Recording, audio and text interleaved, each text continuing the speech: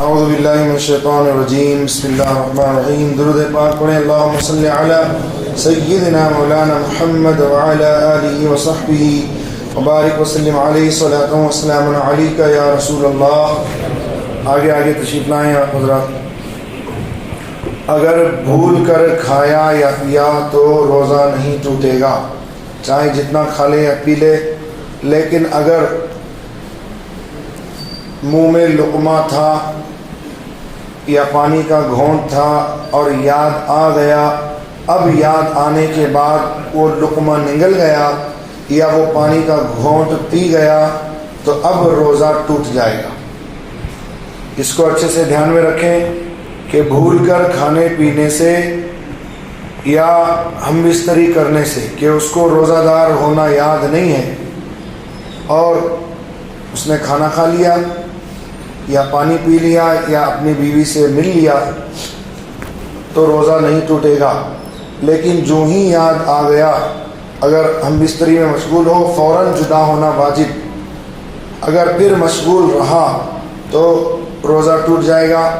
اور پانی کا گھونٹ جو منہ میں تھا اس کو نگل گیا یا لقمہ جو منہ میں تھا اس کو کھا گیا تو اب روزہ ٹوٹ جائے گا۔ اگر قے ہو بلا قصد، اگر قے ہو چاہے جتنی بھی ہو اس سے روزہ نہیں ٹوٹے گا۔ بدن کے کسی حصے سے خون نکلے یا منہ سے خون نکلے تو روزہ نہیں ٹوٹے گا۔ ضرورتاً انجیکشن لگوانے سے بھی روزہ نہیں ٹوٹے گا۔ ایسے ہی بلڈ ٹیسٹ وغیرہ کروانے سے بھی روزہ نہیں ٹوٹے گا۔ لیکن ان چیزوں سے احتیاط کریں تو بہتر رہے گا کہ افطار کے بعد انجیکشن لگوائیں یا بلڈ ٹیسٹ وغیرہ کروانا ہو تو کروائیں۔ لیکن اگر سہولت نہیں ہے افطار کے بعد، جیسے گورنمنٹ ہاسپٹلس وغیرہ شام میں کھلی نہیں رہتی، تو مجبوراً وہ کرا سکتا ہے، اس کی اجازت ہے۔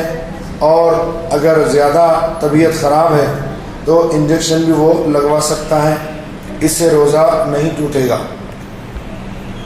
اگر جان بوجھ کر قے کیا، جیسے انگلی وغیرہ حلق میں ڈال کر قے کیا اور وہ قے منہ بھر ہے، سمجھ رہے ہیں نا، منہ بھر قے کس کو کہتے ہیں؟ تو اگر جان بوجھ کر قے کیا اور وہ منہ بھر ہے تو روزہ ٹوٹ جائے گا، ہے نا۔ اور اگر بلا قصد اور بغیر ارادے کے، جیسے قے ہو گئی اس کو، چاہے جتنی بھی ہوئی ہو اس سے روزہ نہیں ٹوٹے گا۔ آنسو منہ میں چلا گیا، آنسو سمجھتے ہیں نا، رونے سے جو آنسو نکلتا ہے، آنسو منہ میں چلا گیا اور نگل گیا، آنسو منہ میں چلا گیا اور نگل گیا، قطرہ دو قطرہ ہے تو روزہ نہ گیا، اور زیادہ تھا تو روزہ چلا جائے گا کہ اس کی نمکینی پورے منہ میں محسوس ہو رہی ہے اور اس کو نگل گیا۔ یہی پسینے کا بھی حکم ہے، قطرہ دو قطرہ ہے تو معاف، اور اگر زیادہ ہے کہ اس کی نمکینی پورے منہ میں محسوس ہو رہی ہے، اس کو نگل گیا تو روزہ ٹوٹ گیا۔ دھاگا وغیرہ سوئی میں پرونے کے لیے اسے اپنے تھوک سے تر کیا تاکہ وہ آسانی کے ساتھ سوئی کے ناکے میں چلا جائے تو روزہ نہیں ٹوٹے گا۔ لیکن اگر رنگین دھاگا تھا، اسے منہ میں لیا اور اس کا کلر چھوٹ کر تھوک میں مکس ہو گیا، اب وہ تھوک کو نگل گیا، تب روزہ ٹوٹ جائے گا۔ سمجھ رہے ہیں آپ؟ نتنوں سے دوا چڑھائی، یہ نتنے ناک کے، وہاں سے دوا چڑھائی یا کان میں تیل ڈالا یا تیل چلا گیا تو روزہ جاتا رہا۔ نتنوں سے دوا چڑھائی یا کان میں تیل ڈالا یا چلا گیا، روزہ جاتا رہا۔ اور پانی کان میں چلا گیا یا ڈالا تو روزہ باقی ہے، روزہ نہیں گیا۔ تیل ڈالا یا نتنوں کے ذریعے سے دوا چڑھائی تو روزہ ٹوٹ جائے گا.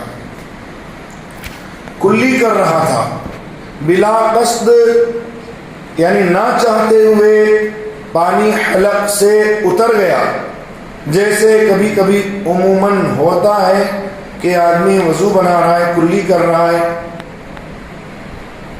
اور بلا قصد پانی کا قطرہ اس کے حلق سے نیچے اتر گیا، یا ناک میں پانی چڑھایا اور دماغ تک چڑھ گیا، روزہ جاتا رہا، روزہ جاتا رہا، اگرچہ بلا قصد ہو، بغیر ارادے کے ہو، لیکن اگر قطرہ حلق سے نیچے اتر گیا یا ناک میں پانی چڑھایا کہ دماغ تک چڑھ گیا تو روزہ ٹوٹ گیا.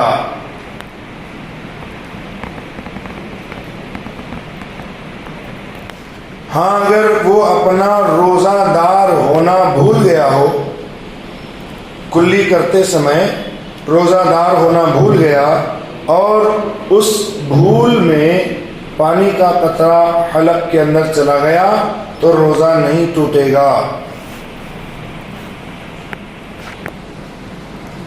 روزے میں دانت اکھڑوایا، روزے کی حالت میں دانت اکھڑوایا اور خون نکل کر حلق سے نیچے اترا، اگر اس نے اس کو اگل دیا، تھوک دیا تب تو روزہ نہیں جائے گا، لیکن اگر وہ خون حلق سے نیچے اتر گیا تو روزہ ٹوٹ جائے گا.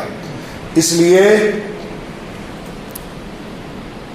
اس پر توجہ کرنا ضروری ہے، اور اگر ایسا ہو جائے تو اس روزے کی قضا لازم ہے، اس روزے کی قضا لازم ہے.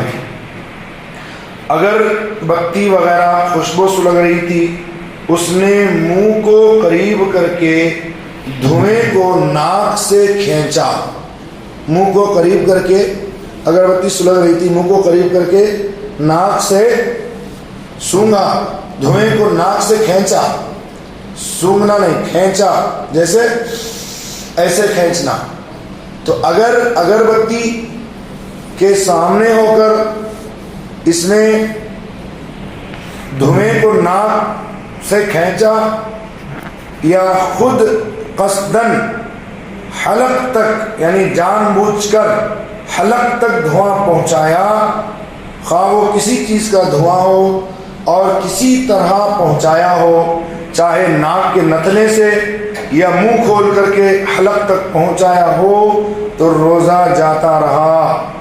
اور اگر اگربتی سلگ رہی تھی اور بلا قصد خوشبو آ رہی تھی جیسے عموماً ہوتا ہے تو اس سے روزہ نہیں جائے گا.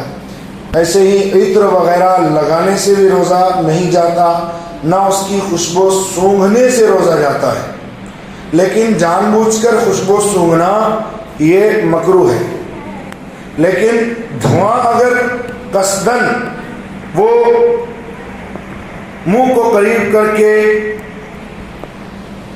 ناک سے کھینچا یا جان بوجھ کر اس نے حلق تک پہنچایا تو یقیناً روزہ ٹوٹ جائے گا.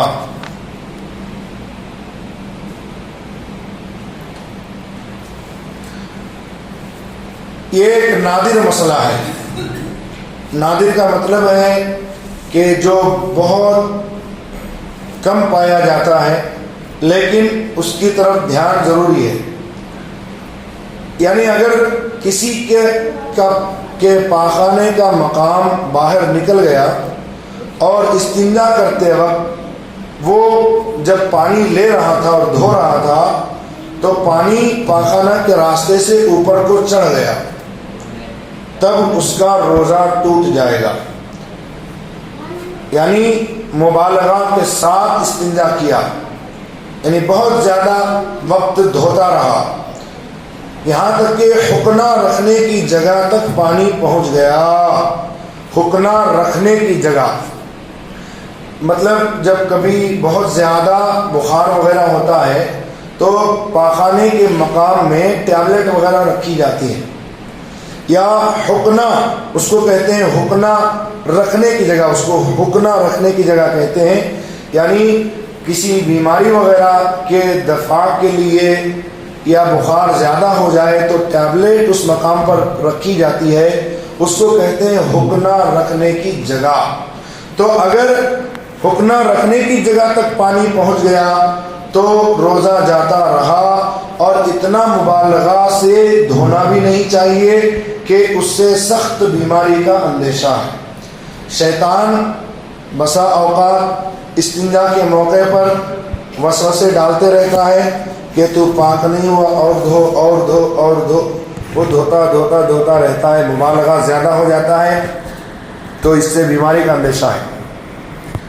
یہ دیکھیے نادر مسئلہ ہے، میں کہہ رہا ہوں کہ ہر ایک کے ساتھ ایسا نہیں ہوتا، آپ زیادہ فکر نہ کریں، لیکن جب آپ استنجا کے لیے بیٹھیں تو جب آپ وہ مقام دھونے لگیں تو آپ کو چاہیے کہ سانس آپ رو کے رکھیں، سانس کیونکہ دھونے میں زیادہ وقت نہیں لگتا، تو جب تک آپ اس سے فارغ نہ ہو جائیں تو آپ سانس کو رو کے رکھیں تاکہ اندیشہ بھی ختم ہو جائے پانی وغیرہ اوپر چڑھنے کا۔ سرکار اعلیٰ حضرت امام احمد رضا فاضل بریلوی علیہ رحمۃ الرضوان نے فتاوی رضویہ شریف میں تفصیل کے ساتھ اس پر گفتگو فرمائی ہے، اور کافی آپ نے بحث کی ہے، اور آپ نے یہی فرمایا کہ اگر کسی کے پاخانے کا مقام باہر نکل گیا تو آپ فرماتے ہیں یہ مسئلہ نادر ہے اور ہر کسی کے ساتھ یہ معاملہ نہیں ہوا کرتا، لیکن جس کا پاخانے کا مقام باہر آ جائے تو اسے احتیاط ہے کرنی چاہیے، اگر وہ روزہ دار ہے کہ وہ کوئی کپڑا پاک صاف رکھ لے اور استنجا کرتے وقت وہ سانس کو روکے رکھے اور نیچے کو سانس دبائے رکھے، اور جب وہ اس سے فارغ ہو جائے تو کپڑے سے وہ اس مقام کو خشک کر لے تاکہ جو اندیشہ ہو پانی وغیرہ اس راستے سے اندر چڑھنے کا وہ اندیشہ جاتا رہے۔ سمجھ رہے ہیں آپ؟ نہیں سمجھے؟ کچھ لوگ بولے سمجھے، کچھ لوگ بولے نہیں سمجھے، شاید آپ لوگ نیند میں ہیں آدھی، تو جو لوگ سمجھ گئے ہیں وہ جو نہ سمجھے ہیں ان کو سمجھا دیجیے بات۔ السلام علیکم ورحمۃ اللہ وبرکاتہ۔